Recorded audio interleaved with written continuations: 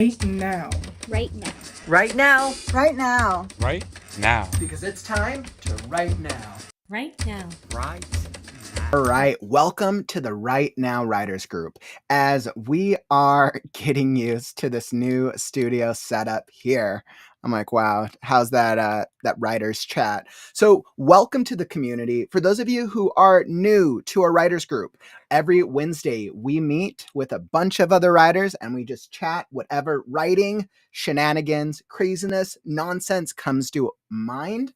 And maybe we get some writing sprints in. We need to get some work done. I know I do. So make sure you stick around. We'll be getting some writing sprints in just a little bit, and we'll be chatting about writing stuff first. But welcome to the community. I'm Kaufman, and I'm on a mission to solve the problems of the world by putting a dragon on it. There we go. That's my mission today. So welcome. I'm so glad to have all of you guys here. I'm probably going to be playing around with this format as I get used to the new studio. But let me bring everyone up on screen and I'll let everyone introduce themselves. So welcome, my friends. I'm glad to have everyone here. And starting from the top, you guys can quick intro for any of our new writers here in the community.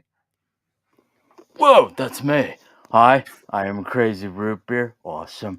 And earlier today, I just started a new book series, which will be an anthology called Fear's Grip in the Shadows. And I'm pretty excited. So far, it's already kind of twisted my mind on how to figure out how the story is going to go. But it's going to be fun. It'll be nice and dark. Woo! And welcome our new writing friend. Here you go, Jenny. Hi. I'm JLD. I write naughty romantic books. Here's my first trilogy. Was out about. I'm gonna have my 2-year anniversary in June. I've got six books in total. 3 standalones, 3 in a trilogy, and I love writing in fantasy, science fiction, and contemporary women's literature, all with open door scenes. Ooh, that's exciting. Well, I'm really, really glad to have you join us this week. You'll get to see what our writer's vibe is this week as we're getting used to this new studio layout for sure. And everyone knows I'm Chat Soul. I am actually really close to finishing Shifting Flame. I'd say in the Discord by the end of March, I actually should have the promo out for it for the paragraph that's going to be on the back of the book. I usually work in sci-fi and adventure fantasy. So exciting. I love it. Welcome back, my friend. And last but not least, Calvin, on to you. Hey guys, I'm Calvin. I currently write in military science fiction. I completed my first military science book last year and am working on the second one while I get ready to get the first one edited and published. Ooh, welcome back. Thank you so much, my friends. Glad to have everyone here. And thanks for hanging out with us. Kaufman is going to be messing around with what it feels like to have so many more guests on screen in this new studio space.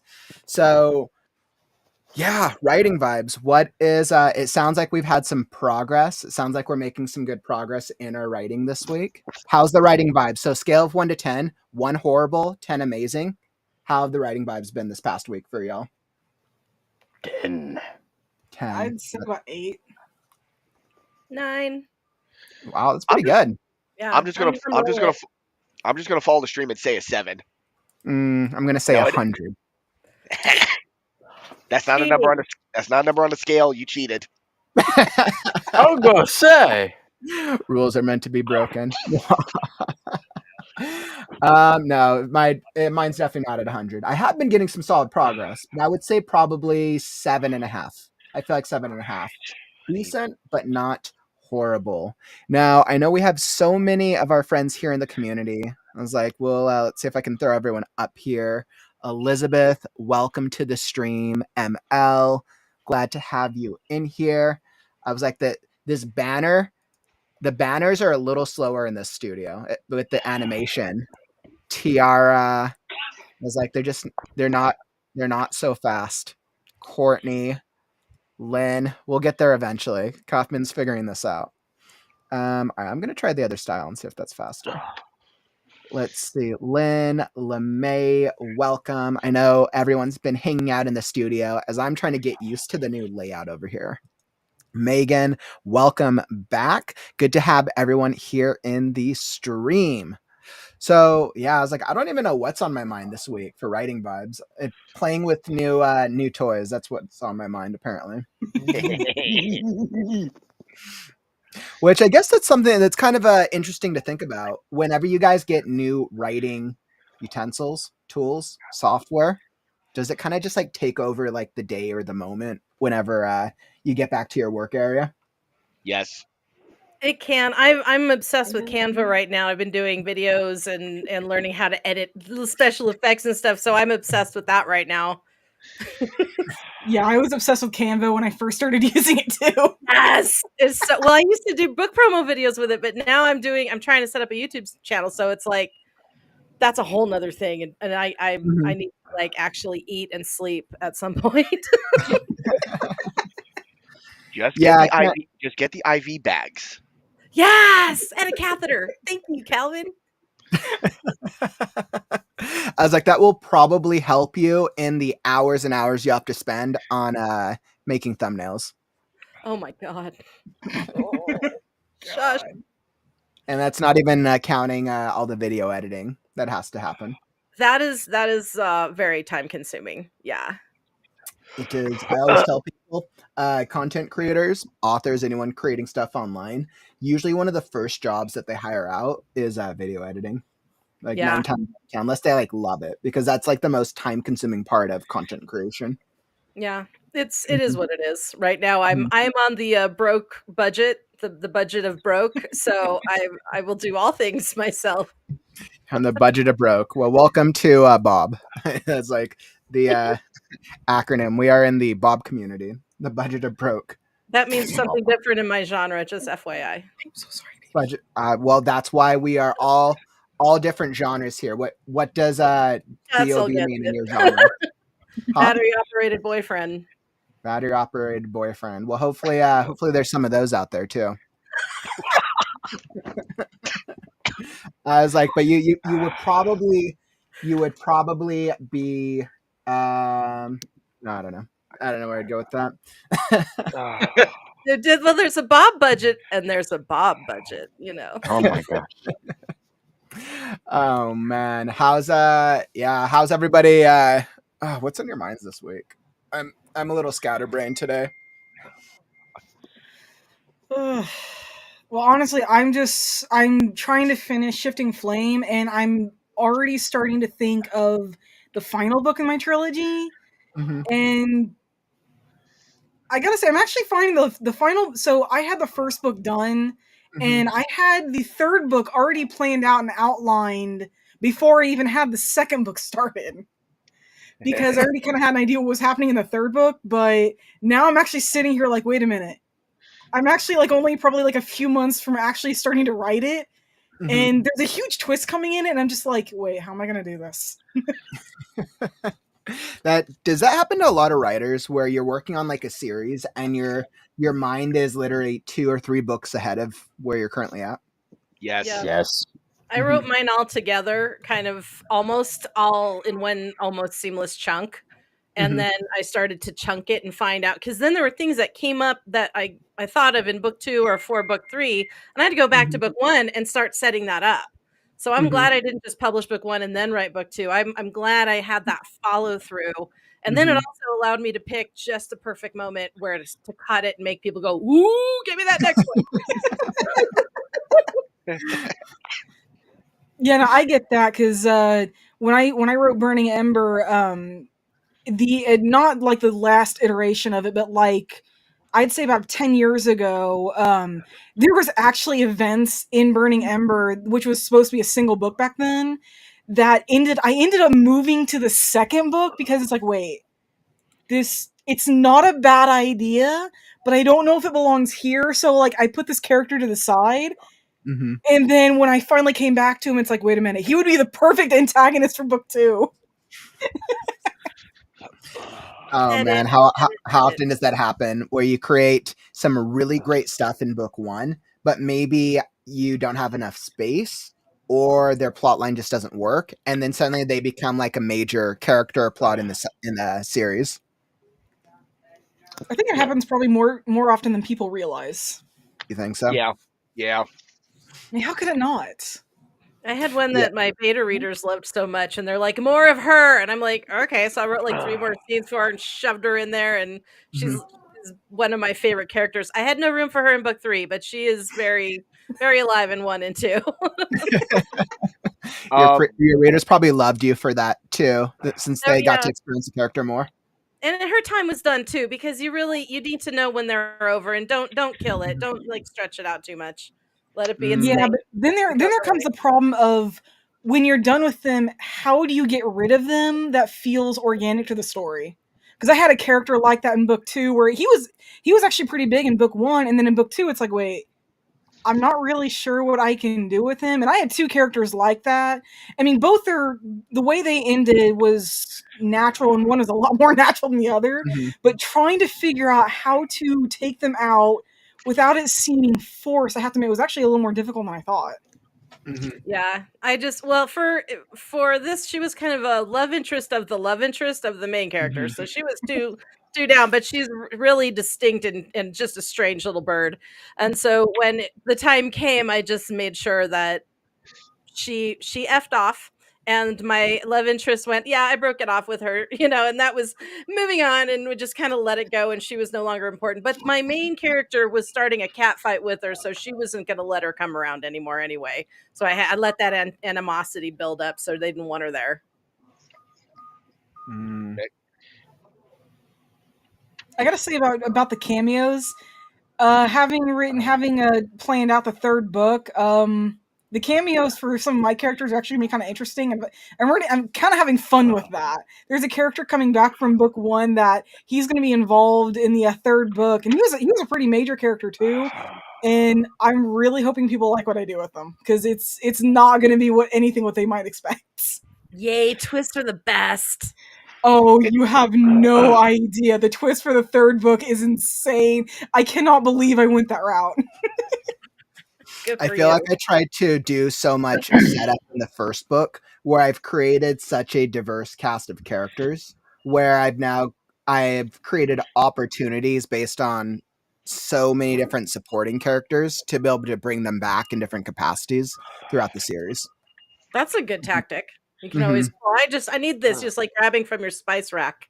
Exactly, because I've really tried to include a diverse cast of personality types, but a lot of them are very supporting minor roles throughout the first book. So then it gives me the option to flesh out different roles as it pertains to the overarching arcing story. Very For cool. Holly, she was. I had her as a bit of a side character in the Raziel Chronicles trilogy, and now after I get done with this Fierce Grip book, I'm gonna finally be able to write her own book, her own storyline, and everything. She's finally gonna star in her own thing. Now that's a good. I would like to know how you decide which character to pick to do a spin-off on like that, because I've had a lot of But people say well, that. it's it was because that the way I would write, the way I wrote her and stuff. Mm-hmm. I was like, well, I really like her, she's kind of cuckoo cuckoo. I'm all right with that. And then uh, after the trilogy happened, and further along, I got into Heavenly Warriors books. There was I realized that number one, there was kind of a loophole about a, a different kind of side enemy that I'd mentioned throughout several other books, but then I realized, thinking more of future books, I would never bring them up again, and I hate that. So for this one, I'm bringing them up again so that that loophole doesn't loop. And for Holly, I think I decided that it was a perfect time for her to have her own book because she was such an interesting character to write. Even though it was so little that I wrote of her, she was so interesting and so fun to write about that I had to have it her own book. Mm.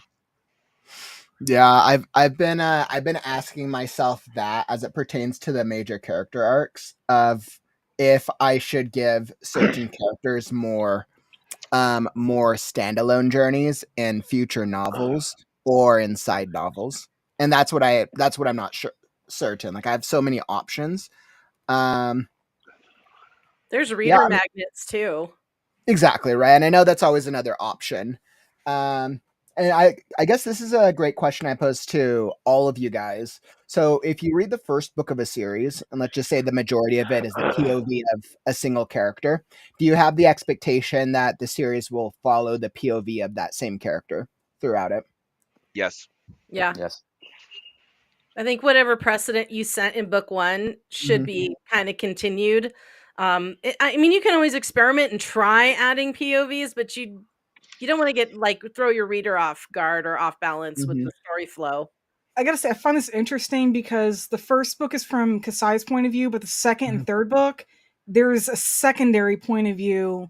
Every other chapter is Kasai, but the other chapters are a different character, and it's a different one for both books. Interesting. Well, and some people will rewrite it from like the first book, that story, but then rewrite it from the point of view of a different character, and that's a sequel. So Oh, it's like their they did with POV. Midnight Sun. Things, yeah, well, things like that. Yeah, I think, Interesting. yeah. Well, So Jenna Moreci did that with her series, and just like flipped, so you could see the whole thing again from a totally different perspective. Interesting. So you're getting the uh, other side of the story. What Yes. well, an that, interesting idea, actually. well, that's like Christopher Poloni in the Inheritance cycle. Aragon was done entirely from Aragon's point of view, but then when he did Eldest, he added Mm-hmm. every other one chapter was Aragon, one chapter was his cousin Rory. Mm-hmm. So And kind of mixed up the POV.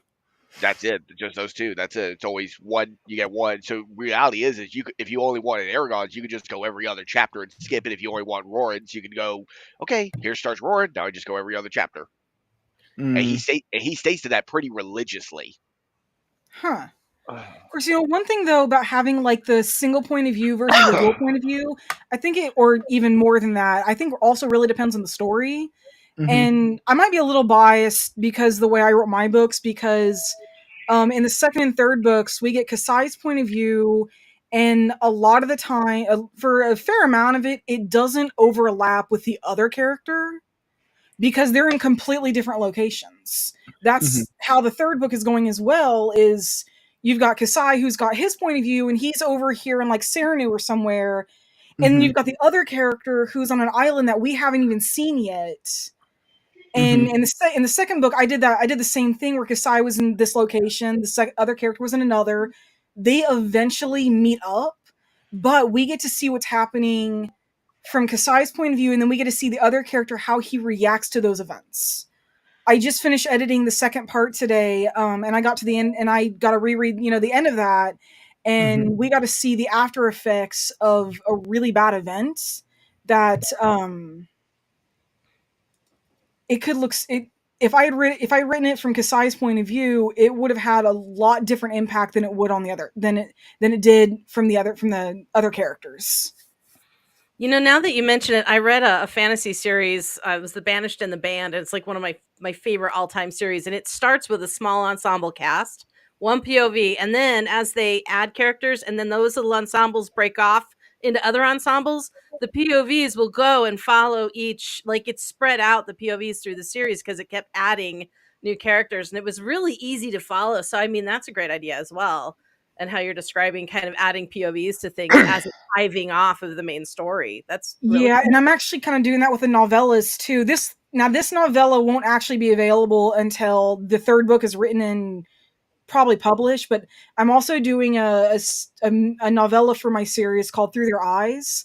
It's 3 parts. Part 1 is for book 1. Part 2 is book 2. Part 3 is book 3. 5 chapters each.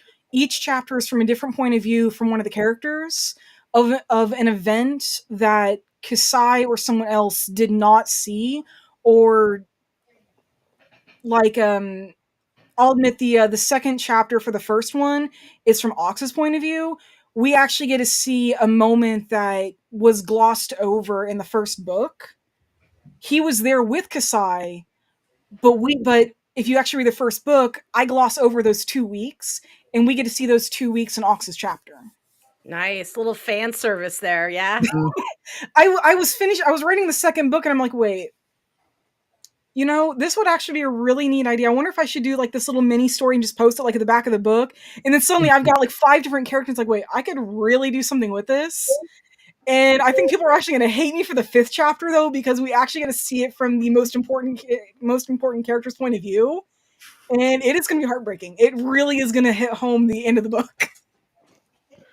Yeah, I don't know. It's interesting because I've gone through this so many times and I've asked myself like, okay, if the first book, if 75% of it is the protagonist and then 25% is the other major characters, does the reader then expect the rest of the series to follow follow the same protagonist throughout the rest of the book, 75-25 with the supporting characters? Or can the reader be trained to follow different major characters throughout the story, throughout the series? And I I think I'll think admit that I was very heavily influenced by The Wheel of Time, where the first book is 100% Randall Thor, and then 15 books that's known for being one of the most diverse cast of characters for a fantasy series of all time. I think you can do that where you could train readers to want to read these other perspectives, but you Mhm. got to do it with characters you've introduced already. You can't just give Yeah, them and a. I think that's the thing. It's like as I've thought about the series, like I think the characters that I follow will be all the ones that are set up in the first book. Yeah, because if you give them a random character, that's great, but why do I care about this character? Hmm. You know, Yeah. if they're not, as you've always taught me, if you're not emotionally invested, Mhm. you're just gonna gloss over it. Yeah. Which I agree with that, but let's say you get to book like 3, 4, or 5, right? And you've set up new characters and 2, 3, 4, maybe they're just minor characters. So then by the time you get to the 5th book, oh, this character has more predominance or more POV chapters. And it's interesting, and I'm not sure to what percentage of POV, but I've always found that fascinating. I think what worked in the Banished in the Band is because he did actually jump around and start brand new characters that didn't come into like the 4th book or something. All of a sudden you're in this new scene with this new people and I'm invested in that. Then he would cut back to something familiar. And then it's like, Mhm. okay, now I've got this come. And Mhm. he was really good at kind of being able to juggle and especially did it when he was introducing new villains. So Mhm. if Huh. one villain, like the minor villain, was defeated, then it's like we need a new bad guy. Story's not over. I still have 4 more books to go, and so he would all of a sudden be like the dark cave, the spider entered, and you're like, oh, where are we now? And he was excellent with that. But one thing that I loved and that kept it centered was it always the majority of the time came back to our main heroine in the story. Mhm. So that everything revolved around her. We always had her Mhm. as our guidepost, and that Yeah, and really. I think I agree with that. I definitely agree with, because from a storytelling perspective, your story I am with just stories in general, I am of the belief that your story is about a single protagonist. Even for stories that have a diverse cast of characters, even for Game of Thrones, there's still a protagonist in Game of Thrones. Can be debatable at times, but I think based on the books and then based on the television series. But I think stories always have a single protagonist. So even if you're switching to the other POV characters, I completely agree with you, JL, that you'll still always go return to the core protagonist because it's their story at the Mhm. end of the day. Mhm. And you'll ground the reader. It's just helpful for them to keep track of what the hell's going on. Yeah, it just makes me wonder if okay, so like if the readers read the first book and they enjoy the experience, so then they read a second book, are they more open to the style? Like, okay, well they can tell a good story, so I'm assuming the second book will be good as well. If the expectation is, oh, is it the same exact character? I don't know. I think the expectation lies more in the style. Is Mm-hmm. it written in the same writing style? Does it follow the same formula more or less as the first book? Does Mm-hmm. it connect, or does it feel like it's written by an entirely different author? Mm-hmm. I don't know what series it was. My mom had this one author that she read. I think it was like 4 or 5 books, Mm-hmm. and the author died. And the last book was written by somebody else, and my mom could not finish the series because the last book, the style was just so completely different. I mean, now Mm-hmm. granted, there's not much they could do. The author had died by that point, but it was such a disconnect that it ruined it for her. And she's never been able to finish that, and I actually feel bad for her because like it sounded like a good series. Mm-hmm. So I think it's, yeah, they would like to have it from the same character's point of view if they can, but if it doesn't, I think it's more important that the style, the formula, the storyline all follows the first book Mm-hmm. and it doesn't deviate past a certain point. Because I think there has to be some deviation, obviously, but it can only go so far before Mm-hmm. it's just like, wait, no, this is wrong. Yeah. I think Go for it. What were you going to say, Calvin?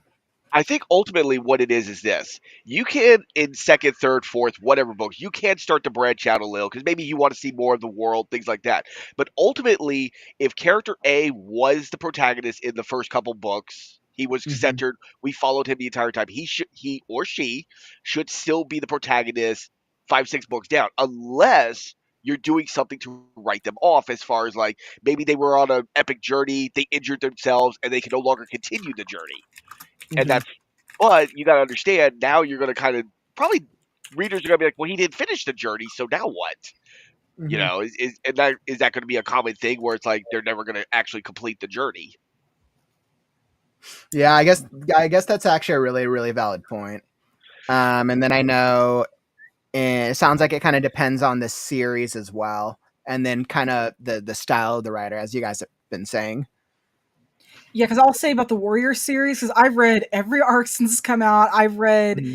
every super edition. I've read every novella.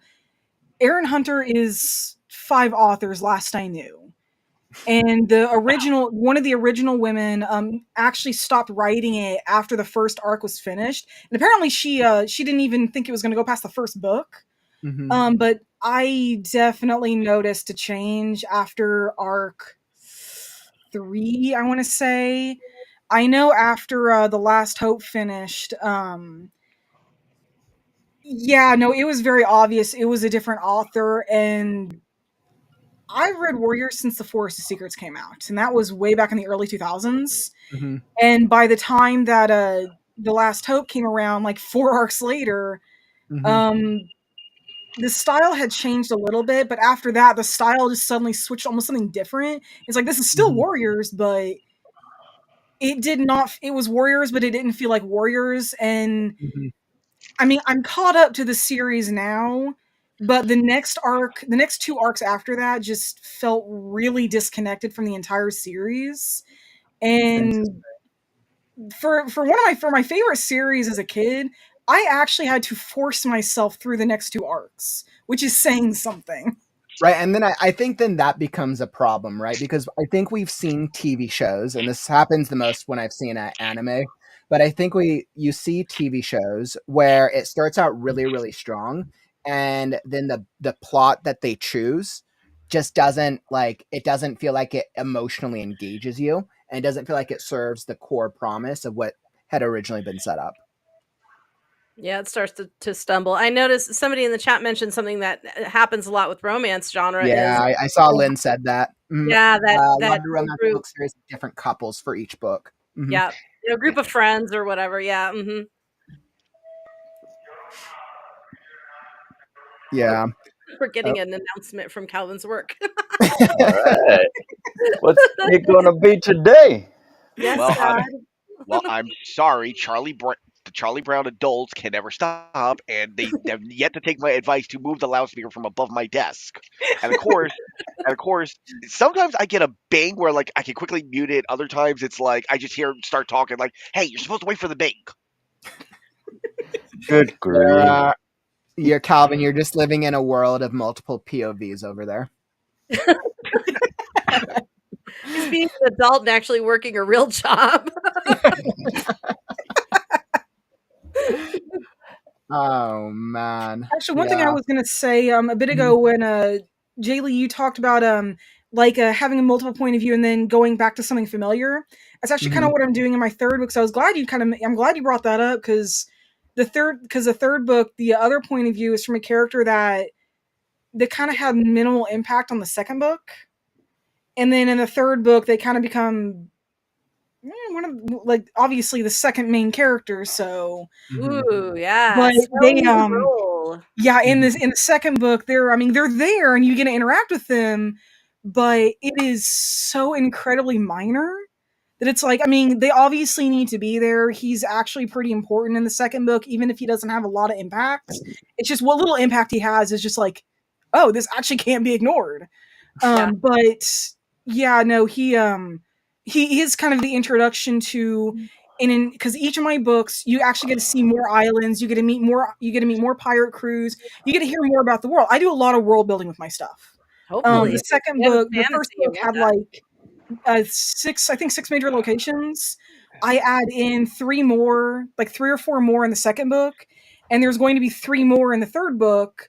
So I'm introducing something new, but I'm also taking a Kasai's point of view to locations that we actually visited back in the first book, Oh, more or fun. less. That'll be a That's nice nice. revisit. Yeah. I have a like the inciting incident in the first book of my trilogy was basically happens in the first sentence. And so the situation that she is running from essentially, she thinks she's safe and we don't even hit the whole because when you're doing any kind of series you have to follow your story arc in each book, but also you need an overall arc for all of the books, and you want that biggest boss battle to hit in Absolutely. that last story. And so I don't even Absolutely. bring back what she was, anything that she was running from. It haunts her throughout all the books, so I keep those breadcrumbs fresh.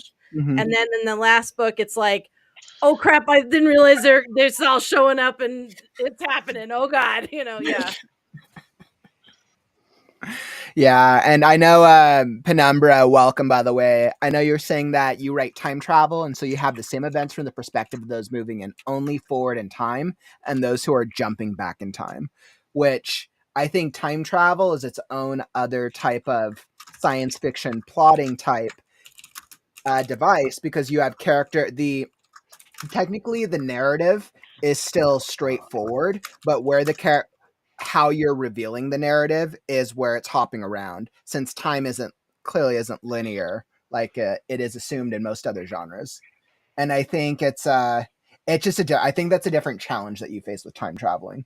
I love time travel shows. Like I would love to be able to write like a time travel book that really did justice to time traveling. Mhm.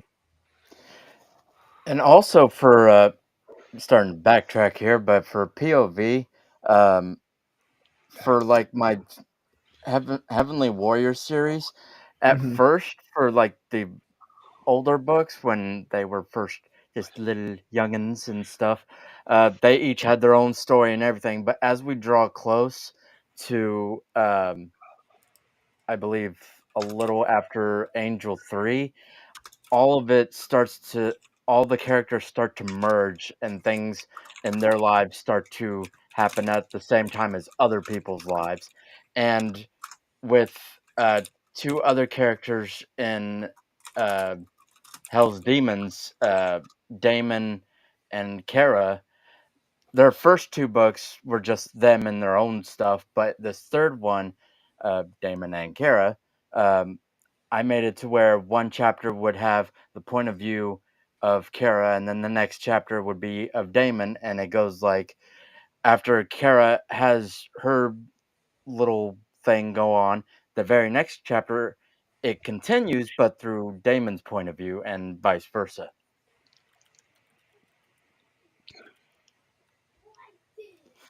Interesting. Mhm. I think it just goes to show the difference in POV perspectives and the POV swaps and shifts as it pertains to whatever the core character or story is that we're telling. Yeah. And kind of like I was like, I know I was the one who posed this question, but it kind of sounds like each each of you guys kind of have your own style when swapping with POV characters. And my gut tells me with readers in general that they're willing to try as long as you're clear about what experience they're going on throughout the book in the beginning. I think if they're clear on that, like setting up the promise, makes a huge difference. So I think that's an absolutely great conversation to have, and I feel a little bit more fired up now to go work on my POV character, which I think is now an excellent time to do a writing sprint.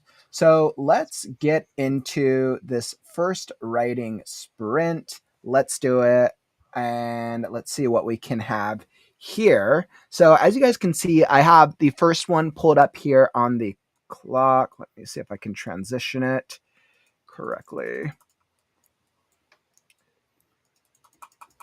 Okay, maybe it'll let me switch. Beautiful. So it looks like that's what we have now. So I have the writing sprint pulled up here. I think 25 minutes for a first writing sprint probably sounds like a great an easy haul for us. So what we'll do is we'll get 25 minutes in, we'll play around, and we'll see what is the vibe. But before we do that, if you are, I was like, make sure I can do this correctly. Oh no, maybe as Kaufman's learning this format. There we go. But if you are enjoying the stream, don't forget to follow and subscribe. Through all the technical challenges and opportunities of the new streaming studio, we'll figure it out eventually. But clearly we have a diverse cast of author writers here as we're trying to really figure out POV. But if you're looking for that daily writing community, 400 plus consecutive streams and counting, whether you want the daily sprints, the author interviews, the critique stream, we have our book club just around the corner, and much, much more, then make sure to tap that follow and subscribe button and you'll be alerted when we go live. All right, my friends. So I got that. Let's see, make sure I can get this correctly. Once again, such a learning experience. Everybody here, I've been at this program for a few days now, but this is all of your guys' first time with this new studio setup as I continue to play around with the features and functionality. So I think I'm ready. So let's see who can try to get the most words in today. So we'll still try to continue to see if we can beat you. All right. And I got 25 minutes on the clock. I'm all ready. Whether you are brainstorming, writing, or editing, that's all part of the process because it's time to write now.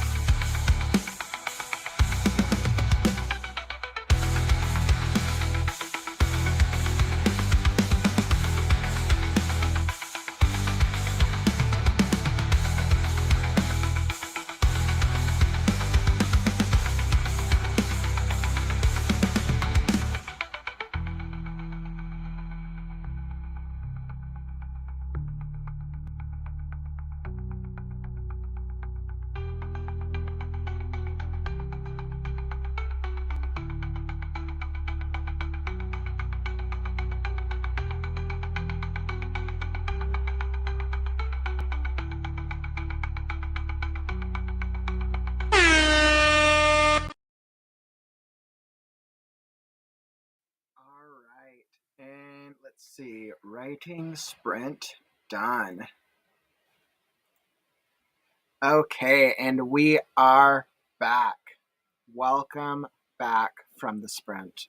How did that treat the rest of y'all? Were you guys able to hopefully make some progress that time? I limited progress on my end. Having too much fun playing with your new toy? Mm-hmm.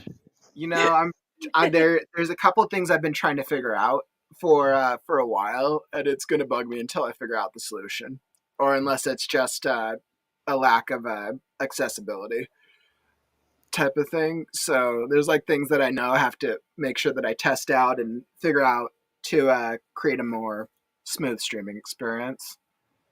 So needless to say, got distracted. I think it's How about the, understandable for this week. what was that? Distraction is the enemy of creativity. Ain't that the truth? I'm sorry, and I talked over you, Chat Soul. Go ahead. I was just gonna say it's understandable for this week since this is new. There we go. I was like, I totally forgot I disconnected my mic. I was like, that should Ambient sound. I got 538 words on that one. nice. So at least you got a little bit of progress that time. How about where you are you writing right now or editing? Both. I've got a book that I'm doing a red pen edit on, which is a manual edit I do with a physical red pen that Mhm. I go through. It's the last thing I do before I send it to my editor. And then I'm writing a novella that I'm maybe 2/3 of the way through. So I kind of like Mhm. to. I don't always recommend staggering projects, but it is what it is. Yeah. We've gone back and forth on that so many times on whether or not like staggering projects is the vibe. I mean, I think most of the writers in the community are rotating between about anywhere between it seems like 1 to 3 projects on average. It Yeah. seems the average is about 2. Um, but I know there's a lot of projects in our back catalog for sure. I think I'm one of the only ones who's been pretty laser focused on Scarecrow for the most part. Nice. Yeah. How about the rest of you guys? I got about like 373 words in. I'm trying to, or I not trying, but wanting to make this creature one of those mystery creatures where you don't know exactly what the heck it is. I want it to be full on mystery, no backgrounds on it or anything like that. It's a full blown mystery of what the heck can it do or what is it. All Nice. right. Well, that definitely sounds like you're having some fun with character development over there. Yes. Do You you and know all your what it crazy is, or do characters. you not know what it is yet? Oh, I already know what it is. It's all up Okay, there, but I mean, I just don't want to describe it to the readers. I want them to like come up with their guesses of what exactly it is themselves. that's Not a fun. bad idea. Show, don't tell.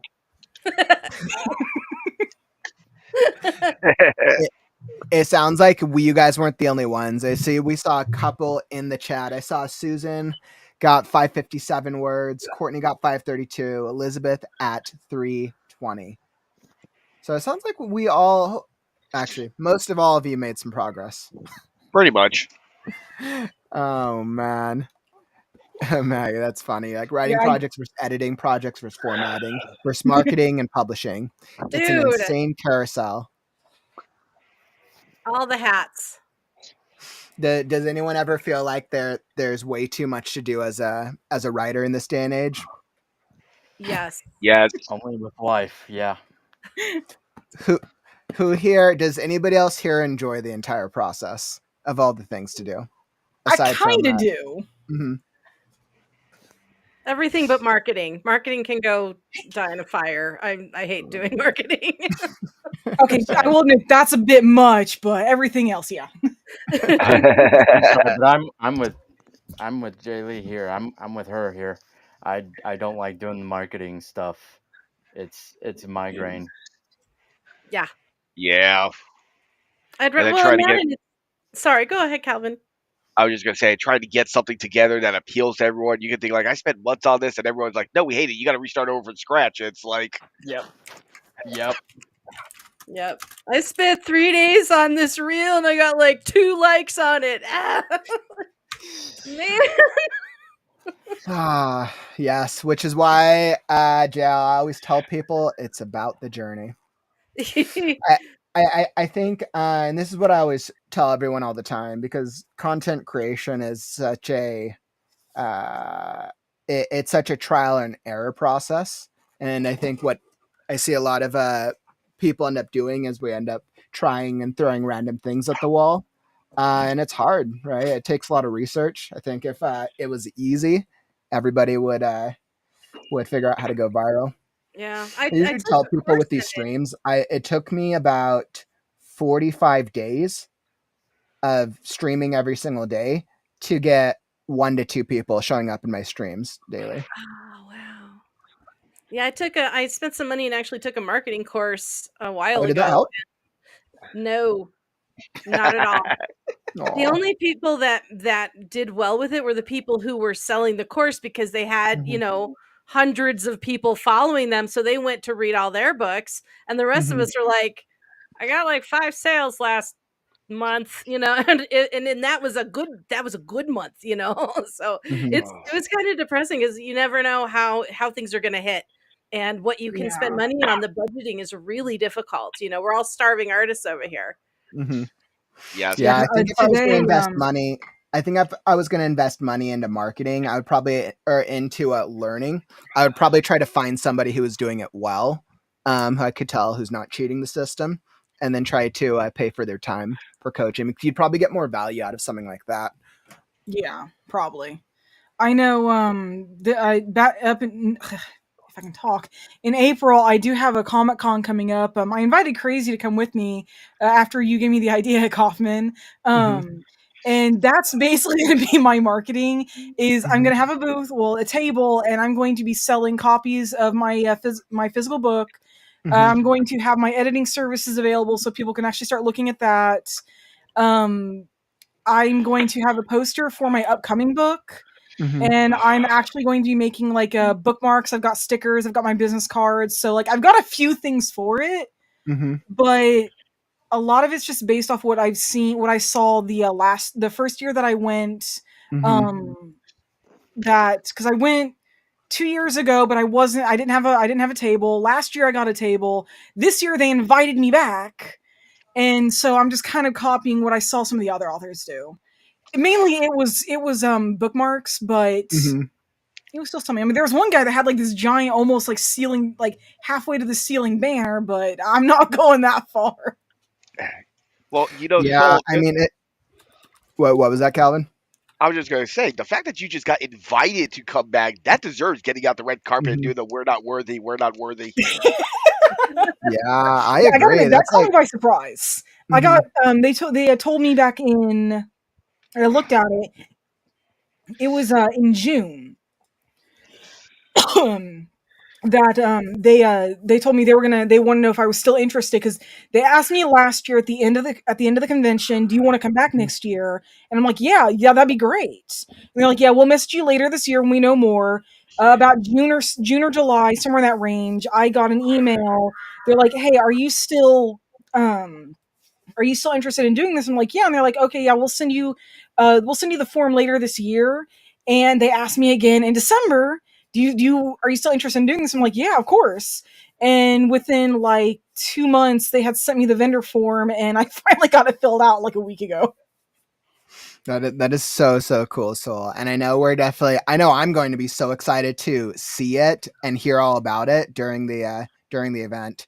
I hope you convince Crazy to live stream so we can I didn't even experience think it. about live stream. I just told them to take a video or Oh, pictures. trust me, that it did not take long to convince me of anything. This would be my I just I first want to think it live took what, Comic two Con vicariously through ever. you seconds? guys. Trust me, this would be my first Comic Con ever, so I'm pretty darn excited. That's so exciting though. I'm Also, gonna That's have a so, Susan, so blast. you're right. exciting. That kind of is an honor, but at the same time, we are a very small town, Hmm. and we've got less than 50,000 people. So, I mean, it's not tiny, but we're Hmm. really nothing. Not unless you not especially if you don't count the stupid engine company that runs us. But it's held at a local community college. So I mean, it's kind of big. It's kind of not. Last year there was a lot of people that ended up just not showing up.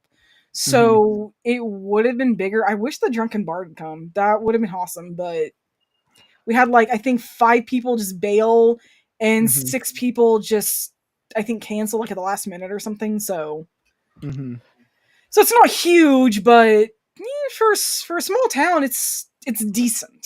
So Yeah, I mean, Exposure is exposure, you know? I mean, yeah, you gotta put yourself out everywhere you can, for sure. yeah. I And don't this year care for the size. I'm going to be taking Kaufman's advice by drawing from the start You instead should. of waiting near the end. because the reason that is advice is because you did it last year and people responded. So instead of trying something different, you're using a proven strategy that Yep. works, right? Yeah, I was still So surprised. One just guy do actually more of offered what to you buy did. one of them too. What was that? One of them actually offered to buy one of my creatures. I had drawn the Tukawari from book 2, and he's like, "Hey, is this for sale?" I just kind of panicked and said no, but I'm thinking about selling them this year. Yeah, I mean, so marketing and advertising is always an interesting one.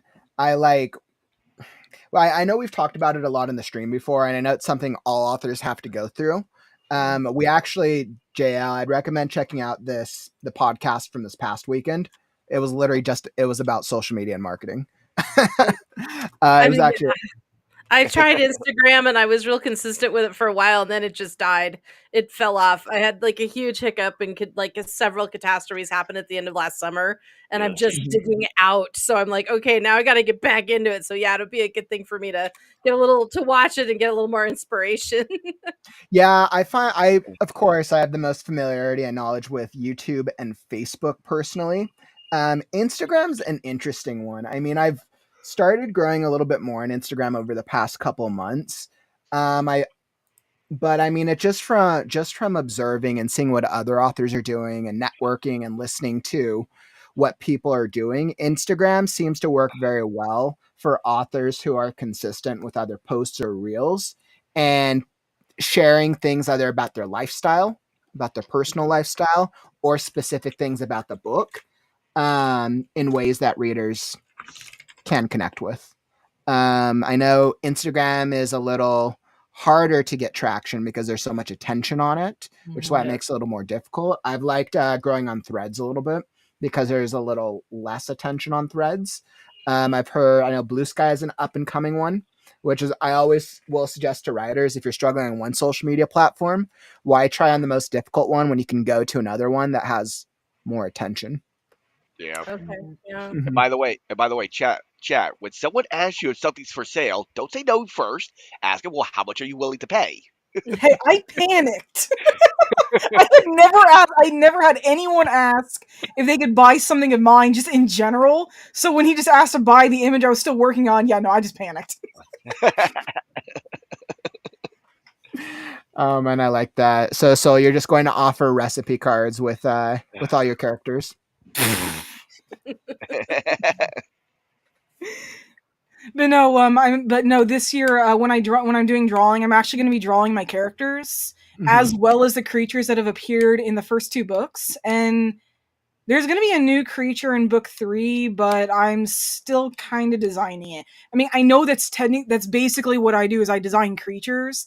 For anyone who can see the Eclipse Forge under my name, I actually run a creation editing site right now where I offer my creation services to make creatures, races, worlds, world maps, and character designs, as well as a bundle for the whole thing. So like creating creatures isn't that difficult for me, but this final creature I think is actually going to be kind of difficult because of where it's placed in the book. It's kind of an inhospitable location, so I'm not familiar with trying to create creatures in areas that most others would struggle in. Because I mean, I know that could be said for a lot of animals out there, but I'll finally have actual images of my characters, hopefully, and that's going to be fun because I suck at drawing people. And I think it's just playing to your strengths. I think it's knowing what you're good at, being able to create, and then do more of that. Yeah. But I do need images of my people though, so so I at least got to try. And maybe part of that is the fun of figuring out what works. If like you're able to create the character images as well. If I can, that would be lovely. But at least I'll have the creatures. Mm-hmm. That will be enough for me because the creatures that I drew last year, I do not have them with me right now. Like I put them away somewhere, but they were actually not half bad. I'm not the best artist out there. Crazy's seen some of my drawings. True. And I've shared a couple on the Discord that I made through my art class a couple years ago. But they're a hell of a lot better than my people. I actually drew a scale design for the Tukawari, and that is one of the most difficult things you can actually make for a creature. So, like in basics, so. Yeah, you know what? This is interesting though, because when I think about what do we give out as authors, especially for live events, and I mean, there's so many different types of options of things we can give out. If you guys were to think about your favorite book or your favorite author, what types of things would you want to receive? What types of things would you want to buy? I mean, of course, the book. Assuming that we bought the book and we're a fan, what types of things would you want? I know the Warrior series, they have bookmarks, they have, I've seen mugs, I've seen totes, I've seen shirts, I've seen pins, I've even seen plushies of some of the major characters like Jayfeather or Firestar. But it seems like mugs are also a popular thing, like Ward said. He said mugs and recipe cards. You know what's interesting is when I had the crowdfunding duo on, Carissa and Lori, who they do merchandising crazy. Something interesting they shared, because I was like, mugs, and they're like, mugs is one of the more difficult merchandising items to choose because shipping, they break more easily than other things. They actually recommended plushies. They're like, plushies is one of the easier ones that most people like plushies. Yeah, but you got to be careful with plushies though, because that's going to be a lot more popular for like a younger age group. If you're writing a book aged more towards 30 and up, you still might sell some plushies, but not nearly as much as if you're writing for like a 15-year-old. I mean, maybe yes or no. I mean, I think my challenge to that would be things like bobbleheads and pops. I think these types of things are very popular, and I think people 30, 40, 50 years old will grab pops because they like to be collectors, right? So I think you can apply the same principle for plushie, but if you have a more mature audience, then how do you do it in a way that's more mature that they can still put on a bookshelf? I had a oh, sorry, go ahead. I was just gonna say, I'm gonna agree with Coffin. The bobbleheads are probably the way to go because and that might be it, right? Because you can do custom pops. You know, that's a thing you can do as well. Yeah, I was gonna say my daughter, for her and her boyfriend, got themselves custom Funko Pops made. I really am partial to T-shirts that have catchphrases that are recognizable and stuff. And I was considering if and when I ever get a merch shop together on my website, there's something that's really important throughout the first trilogy I wrote called a Magatama. And it looks kind of like a comma, but it's a big top and it has a hole in the center and it's on a cord. And then the red cord of fate is like a symbol in Japan where your soulmate, they tie a red cord around the pinky when you're born, and then that red cord goes to the person that you're destined to be with, and the gods tie that other end around that person's pinky. So I had my main love interest wearing a Magatama with a red cord to hold it. And I thought that would be something really interesting. If people loved the book, they might want to have their own Magatamas, because it's not something you see very frequently. It'd be something really unique. Yeah. A suggestion that was made for me, considering I'm doing military science fiction, would be like patches, or since, as you've seen, I do various campaigns, do like a campaign ribbon, like, hey, you can say I went on this campaign in the book. Oh, interesting. You know, something that actually might be really neat for a lot of fantasy writers, especially if it's anything that could be related to D&D or like it, 3D figures. Because those are becoming really popular anymore. Of doing what types of things? Like 3D printed figures. Oh yeah. Oh yeah.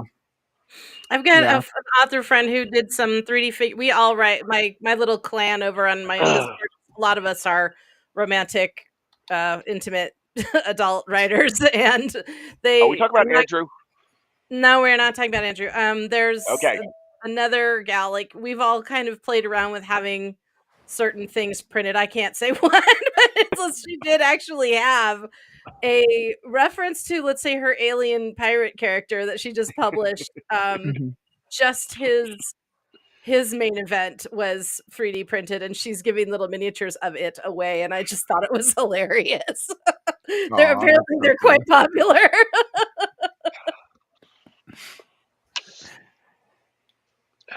It If you depends hear on your crow, genre. I apologize. Yeah, I mean, I think there's so many different options to go, and then figuring out what makes sense affordability wise than what like your readers actually want. And I Mhm. think that's the other aspect of it as well, right? If your readers don't want something and you spend money investing in it, then you've lost money. Yeah. Yeah. Yep. Yep. Feels like that's sort of the standard procedure. Try crap out and then kiss that cash goodbye. That was fun. Well, that didn't work. Okay. Yeah, Never again. the You have to vendor's the figure one it out, like the vendor's the one like, let's do it again. Yeah. Oh man, and that's when you have that's when you know you have some good products on your hands. Yep. Well, you don't Because know there's unless you try it. more for you. Man, well, I think that is another really great conversation on merchandising, of which tried so little of it, but I think this is a great time to try out Writing Sprint number 2. So let's do it before we wrap up our meeting for the night. Let's try to get in another round real quick. We'll do another 25 minutes because we're just pushing on the time here, but I believe in us. So what was your word count from last time? 765. 765. So got it. But I was distracted. Makes two of us. All right. So 765. Let's see if we can beat that. And let's cue this up. Excellent. All perfect. So I think I am all ready. Whether you are brainstorming, writing, or editing, that is all part of the process because it's time.